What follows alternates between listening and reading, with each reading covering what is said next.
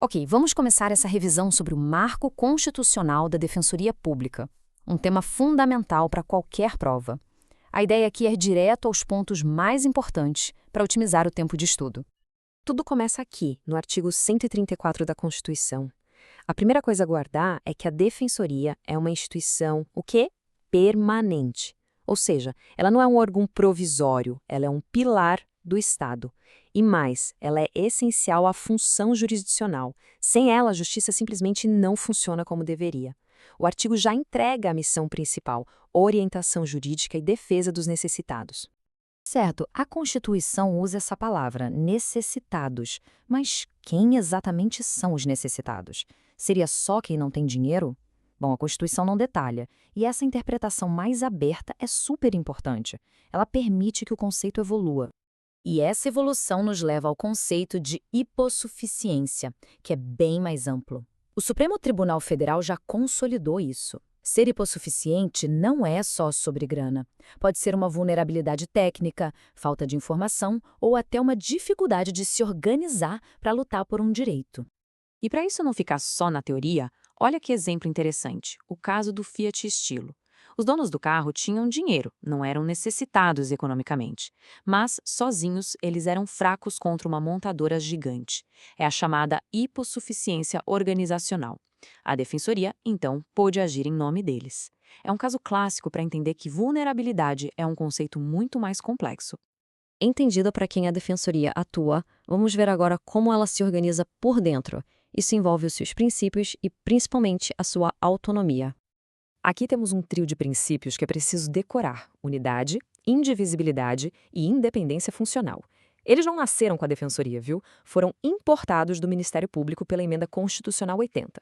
Na prática, eles garantem que a instituição atue de forma coesa e que cada defensor tenha liberdade para atuar no caso concreto sem interferência externa. E o que sustenta tudo isso? A famosa autonomia AEFO. Essa sigla é chave, administrativa, funcional e orçamentária. Significa que a Defensoria tem liberdade para gerir seu próprio pessoal, para atuar como achar melhor e para propor seu próprio orçamento. É essa autonomia que a blinda de pressões políticas e garante sua independência. Mas, olha, essa autonomia toda não caiu do céu. Foi uma conquista gradual que veio por meio de várias emendas constitucionais. É importante entender essa linha do tempo. A gente vê que a ideia de assistência jurídica gratuita é antiga, vem lá de 1934. Mas a instituição Defensoria Pública, como a gente conhece, só foi firmada mesmo na Constituição de 88. E o grande salto de fortalecimento veio em 2014, com a Emenda 80, que consolidou os princípios e a sua presença em todo o país.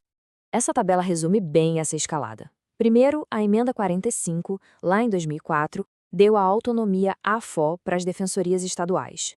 Depois, em 2013, a Emenda 74 estendeu essa autonomia para a Defensoria da União e do DF. E, por fim, a Emenda 80 de 2014, que, além de trazer os princípios, ficou conhecida como a PEC das Comarcas. E por que PEC das Comarcas? Porque a Emenda 80 deu um prazo de 8 anos para que toda comarca judicial no Brasil tivesse, no mínimo, um defensor público. Um objetivo super ambicioso e que, na prática, ainda é um grande desafio para o país. Com a estrutura institucional definida, vamos ver as garantias dos defensores e o que eles podem ou não fazer, principalmente nas ações coletivas. Duas coisas aqui, uma garantia e uma proibição. A garantia é a inamovibilidade. O defensor não pode ser removido do seu local de trabalho contra a vontade dele. Isso protege contra perseguições políticas. Em contrapartida, vem a proibição, dedicação exclusiva. Defensor público não pode advogar na esfera privada, de jeito nenhum. Agora, um ponto que sempre cai em prova: atuação coletiva. A Defensoria tem ferramentas fortes, como a ação civil pública e o TAC, mas muita atenção no que ela não pode fazer. Ela não pode instaurar inquérito civil público, isso é do Ministério Público, e também não pode impetrar mandado de segurança coletivo. Saber essas diferenças é crucial.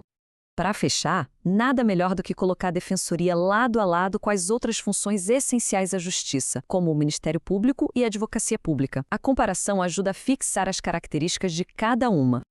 Olha só essa tabela, é um resumo perfeito. Repare que a Defensoria Pública compartilha com o Ministério Público a inamovibilidade e a autonomia AFO, Os princípios também são os mesmos. Mas qual é a grande diferença que as bancas adoram cobrar? A vitaliciedade. Membros do MP têm vitaliciedade, defensores públicos não. Essa é uma diferença fundamental. Então, resumindo a matéria, a Defensoria Pública hoje tem um alicerce constitucional muito forte. A autonomia foi conquistada, os princípios foram estabelecidos. O grande desafio, claro, é a implementação prática disso tudo. É fazer com que o acesso à justiça chegue em cada canto do Brasil. Mas, para os estudos, ter essa estrutura constitucional bem clara é o mais importante.